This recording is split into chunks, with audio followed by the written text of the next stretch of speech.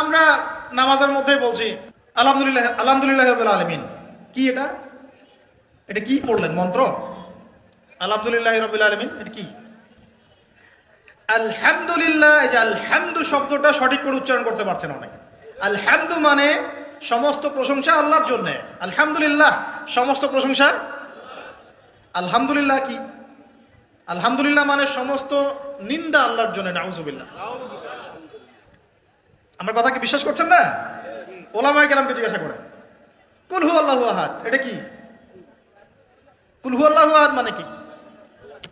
তো কুল মানে খাও, কুল মানে কি? কুল হু আল্লাহু আহাদ, বলুন তিনি আল্লাহ এক। শব্দের অর্থ আছে তো? কুল হু বলে কোনো শব্দ আছে? কুল একটা শব্দ, হুয়া আলাদা শব্দ। কুল হুয়া আল্লাহু আহাদ, কুল হু আল্লাহু আহাদ।